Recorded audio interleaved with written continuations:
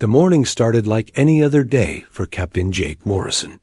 He sat in his chair on the bridge of the USS Defiant, drinking his coffee and watching the stars. The ship was on a routine patrol mission around Earth's outer space. Nothing ever happened on these missions. Jake had done this job for 10 years, and the most exciting thing he had seen was a broken satellite. That changed at exactly 0800 hours. The radar operator, a young woman named Lisa Park, suddenly sat up straight in her chair. Her eyes went wide as she stared at her screen. "Captain," she said, her voice shaking, "I'm getting readings I've never seen before." Jake put down his coffee and walked over to her station. On the screen, he saw dots appearing from nowhere. First 1, then 5, then 20. The dots were huge, bigger than anything humans had ever built. They were coming out of empty space, appearing like ghosts. How many? Jake asked. Lisa counted quickly. 57 ships, sir. And they're all massive. Each one is about the size of Manhattan. Jake felt his blood turn cold. These were not human ships. Earth had nothing this big. No country on Earth could build ships like this. He knew what this meant, even though he didn't want to believe it. "Sound General Alert," he ordered. "Get me a direct line to Earth Defense Command." While his crew rushed to their stations, Jake watched the alien ships take positions around Earth. They moved with purpose, like they had done this many times before. Each ship was black as night and covered in strange symbols that seemed to glow with their own light. On Earth, President Lisa Carter was eating breakfast when her phone rang. The caller was General Alex Parker, the head of Earth's military forces. His voice was calm but serious. "Madam President, we have a situation. Unknown vessels have appeared in Earth orbit. They're not from any nation on Earth." Lisa set down her fork. She had always known this day might come, but she had hoped it would be later, when Earth was more prepared. "How many ships?"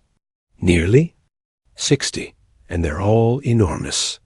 We're trying to make contact now." The alien ships waited in silence for exactly 1 hour. Then, every television, radio, and computer screen on Earth showed the same thing. A tall, thin creature with gray skin and large black eyes appeared on the screens. It wore what looked like armor made of metal and crystal. The creature spoke in perfect English, though its voice sounded like metal scraping on stone. "People of Earth, I am Commander Vextau of the Zephyrian Empire. Your world has been chosen for integration into our empire. You have 72 hours to surrender completely. Lay down all weapons.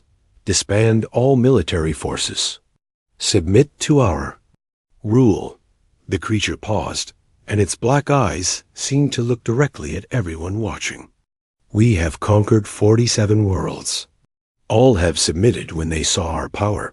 You will do the same. If you resist, your cities will burn. If you fight, your people will suffer. Choose wisely." The screens went black dot in the emergency meeting. Room under the White House, President Carter sat with leaders from every major country. The room was filled with worried faces and nervous whispers. Everyone had seen the message. Everyone knew what it meant. "They think we'll just give up," said the Prime Minister of Britain, shaking his head. "They think we'll roll over like dogs." "Maybe. We should consider it," said another leader. "Look at those ships. We have nothing that can fight them. Our weapons are like toys compared to their technology." President Carter looked around the table. She saw fear in many faces, but she also saw something else. She saw anger. She saw the same look her grandfather had when he talked about fighting in World War II. General Parker stood up. He was an older man with gray hair and scars on his hands from old battles. "With respect, ladies and gentlemen, I think these aliens made a mistake. They don't know who they're dealing with." "What do you mean?" asked the president. "They said they conquered 47 worlds. But I bet none of those worlds were full of humans. We've been fighting each other for thousands of years. We've gotten very good at it. We know every trick, every strategy, every way to hurt an enemy. Parker walked to the window and looked up at the sky. Even in daylight, the alien ships were visible as dark spots against the blue. They think they're dealing with some peaceful race that will surrender when threatened. They're wrong. We're the species that invented warfare. We're the ones who fight wars for fun. We're the ones who turned fighting into an art form. He turned back to the group. They picked the wrong planet to threaten. The president stood up. General, what do you recommend? I recommend we show them what humans do when someone tries to take our home. Around the world, the same conversation was happening. In military bases, soldiers cleaned their weapons and prepared for battle. In research labs, scientists worked frantically to understand the alien technology. In cities, ordinary people looked at the sky and made a choice. The aliens had made a simple mistake. They thought humans were like the other species they had conquered. They thought humans would be afraid. They thought humans would give up. They had never met a species that had spent its entire history preparing for war. They had never met a species that fought for sport. They had never met a species that got stronger when threatened.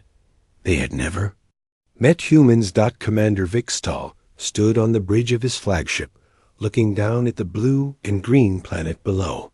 His sensors showed millions of life forms moving around on the surface. His experience told him they were probably gathering in groups to discuss surrender terms. In 3 days, this would be over, and Earth would be another conquered world. He had no idea what was really happening down there. He had no idea that every military base on Earth was preparing for the fight of their lives. He had no idea that human factories were already working to build new weapons. He had no idea that Earth's greatest minds were studying every piece of alien technology they could find.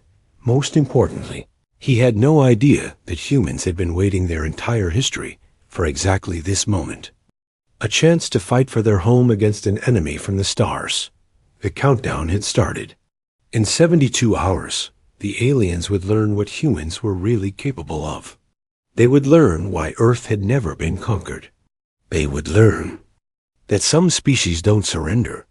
They would learn that they had made the biggest mistake in galactic history. The 72 hours passed quickly. All over Earth, humans had been busy. They moved weapons, built defenses, and prepared for war. When the deadline came, President Carter sent a simple message to the alien fleet. No. Commander Vextall was not surprised. Most species said no at first. They always changed their minds when the real fighting started. He gave the order to begin the invasion. The first wave of alien ships broke away from the main fleet. They were smaller than the motherships, but still huge by human standards. Each one carried 500 Zephyrian soldiers, genetically enhanced. Warriors who had never lost a battle. Lieutenant Danny Rodriguez stood on the wall of Fort Braxton, watching the sky. He had been a soldier for 8 years, fighting in 3 different wars. He had never seen anything like this. The alien ships came down like falling stars, leaving trails of fire across the sky. Here they come, he said into his radio. All units, prepare for contact. The alien drop pods hit the ground with tremendous force, creating craters in the earth. When the pods opened, out stepped the Zephyrian warriors. They were 8 feet tall, with thick armor that looked like it was made from black metal. Their faces were hidden behind masks that glowed with red light. Each warrior carried a weapon that hummed with energy. When they fired, the weapons shot bolts of blue plasma that could melt steel. They moved with perfect coordination, like a machine designed for war. The first human soldiers who saw them were terrified. These aliens looked like monsters from a nightmare. They were bigger, stronger, and had better weapons than anything humans possessed. But terror only lasted a few seconds. Then the humans did what they had always done when faced with a bigger enemy. They adapted. Sergeant Amy Collins was the first to open fire. She aimed her rifle at the nearest alien and pulled this trigger. The bullet hit the alien's armor and bounced off, doing no damage. The alien's shield absorbed the impact easily. "Shields are up," she reported calmly. "Standard rounds ineffective." Instead of running away, Amy studied the alien. She watched how it moved, how it fought, how its shield worked. She noticed that the shield flickered slightly when it was hit. She noticed that the alien favored its right side. She noticed that it was stronger than humans, but not necessarily faster. "Switch to armor-piercing rounds," she ordered her squad. "Aim for the joints. The shield can't cover everything." Within minutes, human soldiers all over Earth were sharing information. They used radios, satellites, and the internet to send data about alien weaknesses.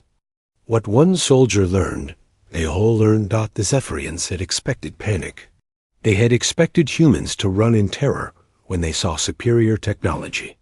Instead, they found themselves facing an enemy that learned and adapted with terrifying speed. Dr. Kevin Hayes sat in his laboratory at MIT, surrounded by pieces of alien technology. His team had managed to recover fragments from the first wave of drop pods. What they found amazed them. "It's incredible," he told his assistant, Dr. Maria Santos. "Their technology is advanced, but it's not magic. It follows the same laws of physics we do. We can understand it. We can copy it. We can improve it." Kevin had been working for 60 hours straight, taking apart alien devices and figuring out how they worked. His team had already made 3 major breakthroughs. They understood how the alien shields worked. They knew how to disrupt the alien communication systems. Most importantly, they had figured out how to make their own plasma weapons. "How long?" "Until we can mass-produce these?" asked Maria. "Give me another week," Kevin said. "Maybe less if we work around the clock." Meanwhile, the battle raged on Earth's surface. The aliens had expected to face primitive weapons and disorganized resistance.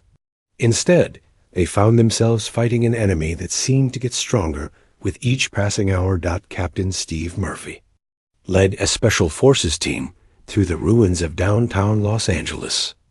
The aliens had taken control of the city center, but they were finding it hard to hold.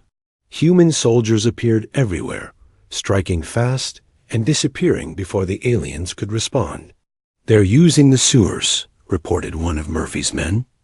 "Moving through tunnels we didn't even know existed." The aliens were confused. Their tactical computers had no data on this type of fighting. They had been trained to fight in open battles, with clear lines and organized formations. Humans fought like ghosts, appearing from nowhere and vanishing just as quickly. Murphy's team had captured several alien weapons during their raids. They were learning to use them, turning the aliens' own technology against them. The psychological impact was devastating. The Zephyrians had never faced an enemy that could steal their weapons and use them effectively within hours. Dr. Rachel Green worked in an underground laboratory studying alien biology. She had managed to get samples of Zephyrian blood and tissue. From the battlefield, what she found gave her hope. "They're not invincible," she told her team. "They're carbon-based life forms, just like us. They can be hurt, they can get sick, they can die." Rachel had discovered that the aliens' genetic enhancements made them vulnerable to certain types of attacks. Their improved immune systems were actually weaker against some Earth diseases.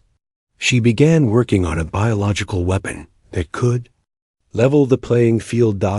In the underground resistance networks, hackers like Tony Fletcher worked to break into alien computer systems.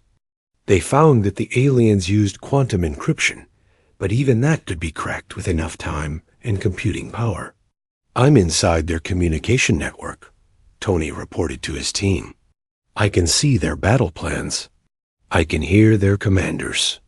talking. What Tony heard surprised him. The alien commanders were worried. They were sending reports back to their home fleet, asking for reinforcements. They had expected to conquer Earth in a few days. Instead, they were facing a war that was getting harder every hour. Commander Vextal stood on his bridge, reading the latest battle reports.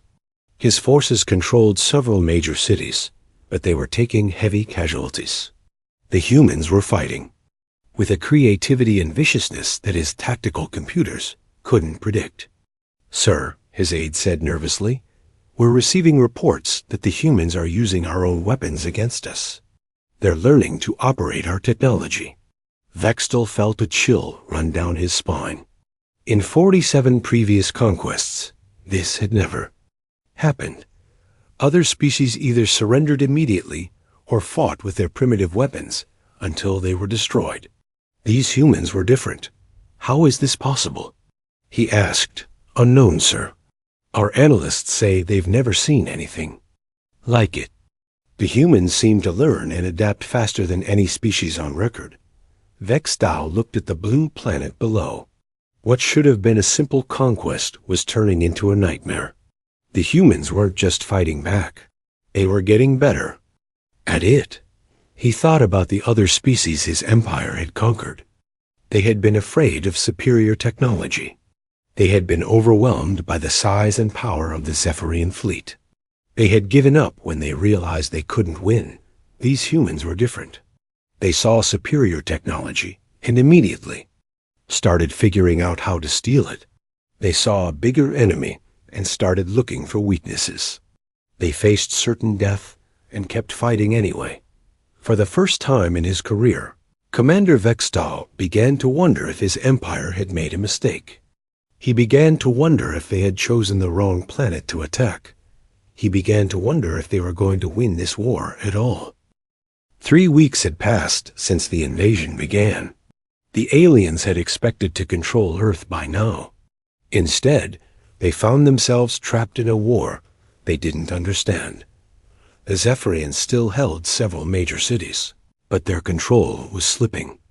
Every day, more of their soldiers disappeared. Every night, their supply lines were attacked.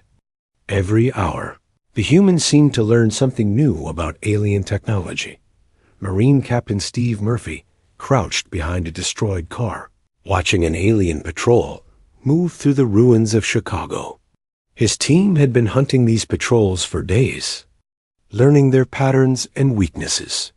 The aliens no longer moved with the confidence they had shown 3 weeks ago. "They're scared," whispered his second-in-command, Sergeant Billy Chun. "Look at how they move. They're jumping at shadows." Steve nodded. The aliens had good reason to be afraid. Human forces had learned to use captured alien weapons with deadly effectiveness. Worse, they had learned to modify those weapons, making them even more dangerous. "Target the leader," Steve ordered. "He's the one with the red markings on his armor."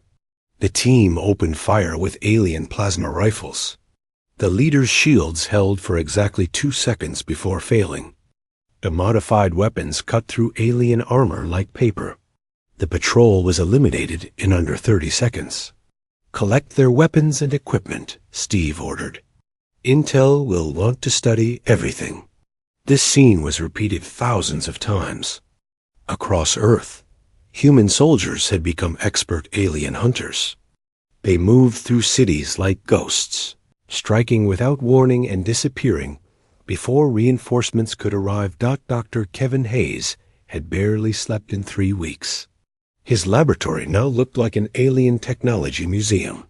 Captured weapons, armor, and communication devices filled every available space. His team had made breakthrough after breakthrough. "We've cracked their shield technology," he reported to General Parker. "Not only can we make our own shields, but we can also build weapons that go right through theirs." Kevin held up a device that looked like a cross between a human rifle and an alien plasma cannon. "This weapon uses their own energy source but fires at a frequency that disrupts their shields. We can mass produce these within days. General Parker smiled grimly. How many can you make? As many as you need. We've converted 12 factories to produce these weapons. We're also working on armor that uses their technology. In a few more days, human soldiers will be better equipped than the aliens. The general shook his head in amazement. 3 weeks ago, we had never seen their technology. Now we're improving on it. That's not even the best part, Kevin said. We've figured out how to track their ships. We know exactly where every alien vessel is located. We can hit them whenever we want. Dr. Rachel Green's biological research had also paid off. She had developed a virus that specifically targeted the aliens' enhanced immune systems. The virus spread through their air recycling systems, making the aliens sick and weak. It's not lethal, she explained to President Carter, but it makes them unable to fight effectively. Their enhanced genetics, which were supposed to make them stronger, actually make them more vulnerable to this virus. The president looked at the test results. How do we deploy it? We've already started. Resistance fighters have been introducing it into alien-controlled areas. The effects should be visible within 48 hours. The resistance networks had grown beyond anything the aliens had imagined. Ordinary humans had taken up arms against the invaders. Office workers became bomb makers. Teachers became spies. Children became messengers who could move through the cities unseen. Tony Fletcher had become the unofficial leader of the hacker resistance. His team had not only broken into alien communication systems, but had also learned to manipulate them. We're feeding them false information, he explained to his team. When they think they're getting intelligence about human positions, they're actually getting directions to our ambush sites. The psychological warfare was having a devastating effect on alien morale. The Zephyrians were used to fighting predictable enemies. They had tactical manuals for every type of combat they had ever encountered. None of those manuals covered humans. They fight like they're insane, reported one alien commander to his superiors. They take impossible risks. They attack when they should retreat. They keep fighting even when they're clearly beaten. What the aliens didn't understand was that humans had been fighting impossible odds for their entire history. They had learned to win battles they shouldn't have been able to win. They had learned to turn disadvantages into advantages. Commander Vextal received daily reports that made no sense. His forces were losing ground despite having superior technology. His soldiers were being outfought by primitives who had learned to use captured weapons. His own tactics were being used against him. Sir, his communications officer reported, we're getting strange readings from the human resistance networks. They seem to be coordinating attacks across the entire planet simultaneously. Vextal studied the tactical display. Red dots showed alien positions. Blue dots showed human forces. 3 weeks ago, the blue dots had been scattered and weak. Now, they formed a web that covered the entire planet. How is this possible? He asked. They don't have our technology. They don't have our organization. How can they coordinate so effectively? What Vextal didn't realize was that humans had been practicing global coordination for decades. They had the internet, satellite communications, and social media. They could share information instantly across the entire planet. More importantly, they had learned to fight as a single species rather than separate nations. The invasion had united humanity in a way that nothing else could have. Dr. Maria Santos made a discovery that changed everything. While studying captured alien equipment, she found something that made her heart race with excitement. Kevin, you need to see this, she called to Dr. Hayes. I think I know how their ships work. She showed him a device that looked like a crystal, surrounded by metal coils. This is from their navigation system. It's some kind of quantum drive. But look at this. She pointed to a small section of the device. This part is damaged. It's been leaking energy. If we could cause this same damage to their ships, Double quotes. Kevin understood immediately. We could strand them here. They wouldn't be able to leave Earth. Not only that, Maria continued. We could potentially capture intact ships. Think about what we could learn from studying their technology. The plan was put into motion within hours. Human forces launched coordinated attacks on alien ships, targeting their navigation systems with weapons designed specifically to cause the right type of damage. The first successful capture happened over the Pacific Ocean. A Zephyrian cruiser, damaged by human fighters, was forced to land on a small island. Marine units captured the ship and its crew intact. Captain Steve Murphy was part of the boarding party that secured the ship. Walking through the alien corridors, he felt like he was in a dream. 3 weeks ago, this technology had seemed impossible. Now humans were learning to operate it. Secure the bridge, he ordered. I want every piece of equipment cataloged and studied. The captured aliens were terrified. They had never been prisoners before. They had never been defeated. They spoke in their own language, but human linguists were already working to translate their words. What they were saying was simple. How is this possible? How can primitives defeat us? What kind of species are these humans? Commander Vextal watched his fleet shrink day by day. Ships were being captured or destroyed. His soldiers were being hunted through the cities they had once controlled. His own technology was being used against him. He sent a message to the Zephyrian High Command. Request immediate reinforcements. The human resistance is far stronger than predicted. We may need to consider orbital bombardment. The response came back quickly. Reinforcements denied. You have the largest invasion force in Empire history. Complete the mission with available resources. Vextal stared at the message in disbelief. His superiors didn't understand what he was facing. They thought he was dealing with a normal primitive species. They had no idea that he was fighting something completely different. He looked at the tactical display one more time. The blue dots representing human forces now outnumbered. The red dots representing his own troops. Somehow, in just 3 weeks, the hunters had become the hunted. For the first time in his career, Commander Vextal began to consider the possibility that the Zephyrian Empire might lose this war. He began to wonder if his species had finally encountered something they couldn't conquer. He began to wonder if they had made the biggest mistake in galactic history. 2 months after the invasion began, everything had changed. The aliens who had come to conquer Earth were now fighting for their lives. The humans who had been expected to surrender were now hunting their would-be conquerors through the ruins of cities and the depths of space.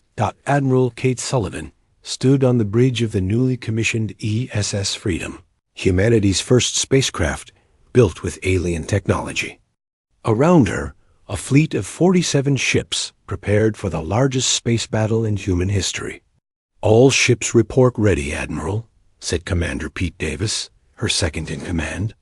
We have a mix of converted civilian vessels and military craft, all equipped with captured alien weapons. Kate nodded, looking at the tactical display. The remaining alien motherships hung in space above Earth, their once mighty fleet reduced to less than half its original size. The Zephyrians had pulled their forces back, trying to protect their remaining vessels. They're running scared, Kate said. 2 months ago, they thought they were dealing with primitives. Now they know better. The human fleet was a strange sight. Converted cargo ships flew alongside military destroyers. Passenger liners bristled with alien plasma cannons. Even some privately owned yachts had been modified with captured shields and weapons. Admiral, we're receiving a transmission from the alien flagship, reported the communications officer. Put it through, Kate ordered. Commander Vextal's voice came through the speakers, translated by human computers. Human fleet, this is Commander Vextal of the Zephyrian Empire. We are prepared to negotiate a withdrawal from your system. Kate smiled coldly. Tell him we're not interested in negotiation. We're interested in victory. The battle began when the human fleet split into 3 groups, attacking the alien formation from multiple angles. This was exactly the kind of chaotic, unpredictable fighting that humans had, perfected over centuries of warfare. The aliens tried to maintain their traditional formation, but the humans refused to fight in predictable patterns. Some ships attacked head-on, while others came from above and below. Some focused on the big motherships, while others hunted the smaller escort vessels. Captain Nicole Davis piloted her fighter through a storm of alien fire, her ship dancing between plasma bolts that could have destroyed a building. She had been a commercial pilot before the invasion, flying passenger jets between cities. Now she was leading a squadron of fighters against alien warships. "Target their shield generators," she ordered her squadron. "We know where they are now." Human fighters swarmed around the alien ships like angry bees. They were smaller and faster than anything the aliens had, and they used tactics that no military manual had ever covered. Nicole's fighter dove toward the nearest alien cruiser, firing modified plasma weapons that overloaded the ship's shields. Behind her, the rest of her squadron followed, turning the alien vessel into a burning wreck in less than 2 minutes. "Another one down," she reported, moving to the next target. On the surface of Earth, the final ground battles were taking place. The aliens had retreated to their remaining strongholds, but they were surrounded by human forces that had learned to fight like professionals. Colonel Ryan Bell led the assault on the Alien Command Center in what used to be London. His soldiers wore armor made from captured alien technology and carried weapons that were more advanced than anything the aliens had originally brought to Earth. "Remember," he told his troops, "they're trapped and desperate. That makes them dangerous. But it also makes them make mistakes. Stay alert and trust your training." The battle for London was fierce but brief. The aliens fought with the courage of desperation, but they were outnumbered and outgunned by humans using their own technology against them. "Sir," reported Sergeant Carol Martinez, "we've breached the outer defenses. The aliens are falling back to their final positions." Ryan nodded. "Keep pushing. Don't give them time to regroup." The human assault was relentless. They had learned to fight in urban environments where every building could hide. Enemies and every street could become a battlefield. The aliens, who had expected to control these cities, now found themselves trapped in a maze of hostile territory. Meanwhile, Dr. Gary Cooper's research team had achieved something that would end the war permanently. They had successfully broken into the alien neural network, the quantum communication system that connected all Zephyrian forces. "We're not just going to shut it down," Gary explained to President Carter. "We're going to upload something that will make sure they never make this mistake again." "What kind of something?" the president asked. Gary smiled grimly. "A complete database of human military history. Every war we've ever fought, every tactic we've ever used, every strategy we've ever developed. We're going to show them exactly what kind of species they tried to conquer." The upload began as the space battle raged above Earth. Terabytes of data flowed through the alien network, reaching every Zephyrian ship in the system. The aliens found their own computers filled with information about human warfare. They saw records of battles where humans had fought against impossible odds and won. They saw tactics that used deception, surprise, and sheer determination to overcome superior forces. They saw a species that had turned warfare into an art form. Most terrifying of all, they saw that humans had been fighting wars like this for thousands of years. Every generation had learned from the previous one, building on centuries of military knowledge. Commander Vextal watched his fleet being destroyed around him. His ships were being outfought by vessels that had been cargo haulers and passenger jets just 2 months ago. His soldiers were being defeated by primitives who had learned to use captured technology better than his own troops. "Sir," his aide reported, "we're losing ships faster than we can count. The humans are using tactics that our computers can't predict." Vextal looked at the tactical display. The human fleet moved like a living thing, each ship working with the others in perfect coordination. They fought without fear, taking risks that should have been suicidal, but somehow worked. "How many ships do we have left?" he asked. 17, sir. And falling. Vextal made a decision that would haunt him for the rest of his life. Signal general retreat. All ships, prepare for hyperspace jump. But the humans had been planning for this moment. As the alien ships tried to escape, they found their navigation systems disabled by weapons specifically designed to strand them in Earth's gravity well.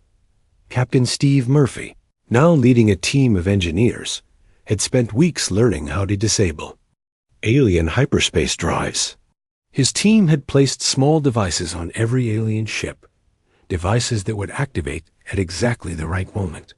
"Navigation systems are offline," he reported to Admiral Sullivan. "They're trapped here with us." The space battle continued for 3 more hours. When it ended, the once mighty Zephyrian invasion fleet was reduced to 5 damaged ships. The rest had been destroyed or captured by human forces. On the surface, the last alien strongholds fell within hours of each other. The survivors were taken prisoner by human forces who had learned to be victorious in battles they weren't supposed to win. Commander Vextal sat in a human prison cell, still trying to understand what had happened. His empire had sent the largest invasion force in galactic history to conquer a primitive world.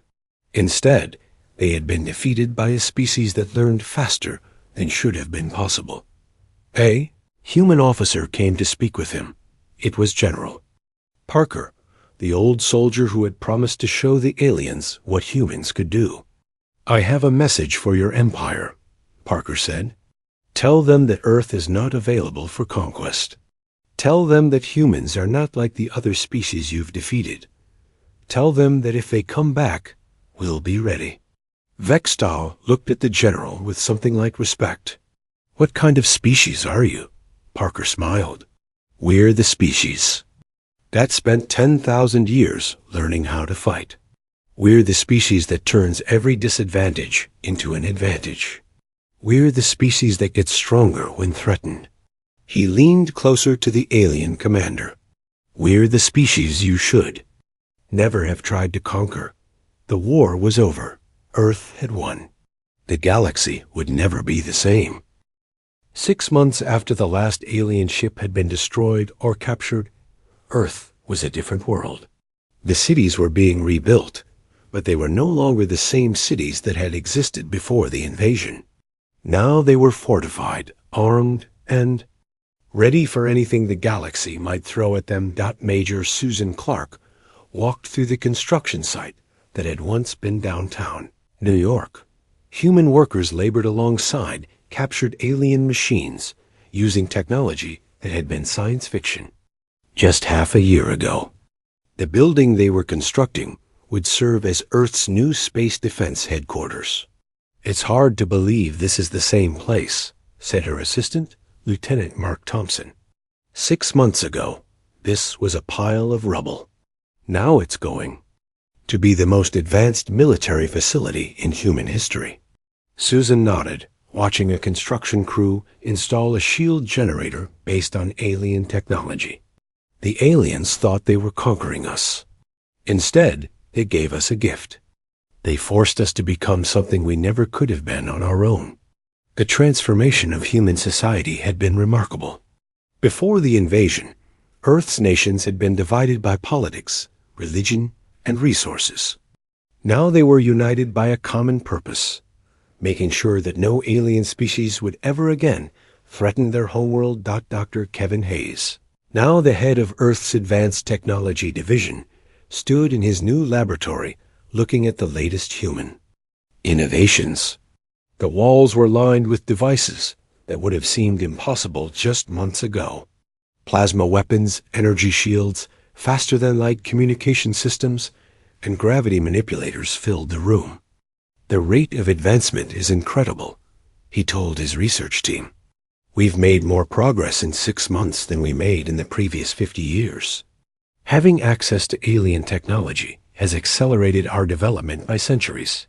His assistant, Dr. Maria Santos, held up a device that looked like a small crystal. This is the prototype for our new hyperspace engine. It's based on captured alien technology, but we've improved it. Our ships will be faster than anything the Zephyrians ever built. Kevin smiled. The students have surpassed the teachers. President Carter, now serving her second term after winning re-election by the largest margin in history, stood before the United Nations General Assembly. Representatives from every nation on Earth had gathered to hear her address. The alien invasion changed us, she said. It showed us what we could accomplish when we worked together. It showed us that humanity's greatest strength is not our technology or our weapons, but our ability to adapt and overcome. She paused, looking out at the assembled delegates. Today, I'm announcing the formation of the Earth Defense Alliance. Every nation on our planet will contribute to our common defense. We will build a fleet that can protect not just Earth, but any world that faces the threat of conquest. The applause was thunderous. The species that had once fought endless wars among themselves had learned to fight as one. Admiral Kate Sullivan, now commanding the largest space fleet in human history, stood on the bridge of the ESS Defiance. Around her, 300 human ships patrolled the outer edges of the solar system. These were not the converted civilian vessels that had fought in the final battle. These were purpose-built warships, designed from the ground up using the best of human and alien technology. Admiral, reported Commander Pete Davis, we're receiving a transmission from the outer sensor network. Unknown ships approaching from the direction of the Zephyrian Empire. Kate's expression hardened. How many? 12 ships, sir. They're broadcasting surrender codes. Kate was surprised. She had expected the aliens to either stay away or return with a massive fleet for revenge. She had not expected them to surrender. Put the lead ship through, she ordered. The voice that came through the speakers was weak and defeated. It was Commander Vextal, the alien who had once threatened to destroy Earth's cities. Human fleet, this is Commander Vextal. I am requesting permission to approach your world under a flag of truce. Kate exchanged glances with her crew. Permission granted. But any aggressive action will be met with immediate destruction. Understood. I come bearing a message from what remains of the Zephyrian High Command. When Vextal's ship landed at the New York spaceport, he was met by a delegation of human officials. The alien commander looked older and more tired than he had 6 months ago. His once proud armor was dented and worn. General Parker, now the head of Earth's military forces, greeted the alien personally. Commander Vextal, I didn't expect to see you again. Nor did I expect to return to this world, Vextal replied. But circumstances have changed. They met in a conference room overlooking the rebuilt city. Vextal looked out at the construction. Cranes and flying vehicles with something like wonder. You have rebuilt quickly, he observed. We're good at rebuilding, Parker replied. We've had a lot of practice. Vextal turned to face the human delegation. I come with a message from the Zephyrian High Command. They wish to offer a formal treaty of non-aggression. President Carter, who had flown in specifically for this meeting, raised an eyebrow. A treaty? 6 months ago, you were demanding our surrender. 6 months ago, we did not understand what we were facing, Vextal said. Quietly, the information your people uploaded to our neural network has been studied by every military analyst in the Empire. We now know what humans are capable of. He paused, as if the words were difficult to say. We know that you have been fighting wars for 10,000 years. We know that you have turned warfare into an art. We know that you get stronger when threatened, not weaker. General Parker leaned forward. And we know that conquering Earth was the greatest mistake in Zephyrian history. We lost an entire invasion fleet to a species we thought was primitive. Worse, we gave you access to our technology, which you have improved beyond our own capabilities. Vextal's voice grew quieter. Word of your victory has spread throughout the galaxy. Other species that we once ruled are now rebelling.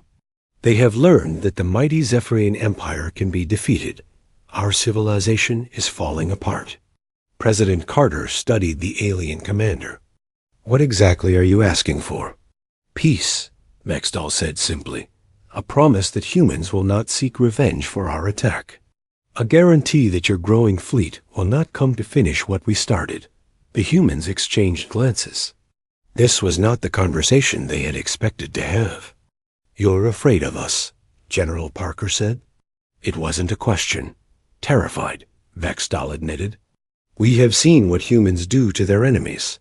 We have studied your history. We know that you do not forgive easily, and you do not forget. Dr. Kevin Hayes, who had been quietly listening, spoke up. What about the other species you conquered? The 47 worlds you mentioned? Vextal's shoulders sagged. Most have declared independence. They are using weapons and tactics learned from studying human military history. The empire that took us 1,000 years to build is crumbling in less than a year. Good, said President Carter firmly. Freedom is not something that should be given by conquerors. It should be taken by the conquered. She stood up and walked to the window, looking out at the bustling city below. We'll consider your treaty proposal. But we have conditions. Name them, Vextal said. First, complete withdrawal from all conquered worlds. Second, reparations for the damage done to Earth. Third, shared technology for peaceful purposes. Fourth, establishment of a galactic council where all species have equal representation. Vextal was quiet for a long moment. The High Command will not like these terms. The High Command is not in a position to negotiate, General Parker said firmly. They sent their best fleet to conquer Earth. We destroyed it. They have no other fleets that can match what we've built. There is something else, Vextal said hesitantly. Other species in the galaxy are asking about humans. They want to know if you will help them fight their own oppressors. President Carter turned back to face him. And what did you tell them? That humans are the most dangerous species in the galaxy. That they should be grateful. You seem to prefer peace to conquest. Captain Nicole Davis, now a colonel in the Earth Space Force, listened to the conversation from the back of the room. She thought about how much had changed in such a short time. 6 months ago, she had been flying passenger jets. Now she was part of a military force that had become legendary throughout the galaxy. Colonel Davis, the president said, what's the status of our deep space exploration program? We have scout ships heading toward 12 different star systems, Nicole reported. We're making contact with other species, establishing trade relationships, and sharing defensive technologies with worlds that request our help. Vextal looked shocked. You're expanding into space? We're not expanding, General Parker corrected. We're exploring. There's a difference. We're not looking to conquer anyone. We're looking to make friends and allies. But you're building warships, Vextal protested. We're building defense ships, President Carter clarified. The galaxy is a dangerous place, as you've shown us. We need to be prepared. The meeting continued for several more hours, but the outcome was never in doubt. The Zephyrian Empire, which had once seemed invincible, was now begging for peace. With the species they had tried to conquer, when the formal treaty was signed 3 days later, it marked the end of the Zephyrian Empire as a galactic power. More importantly, it marked the begin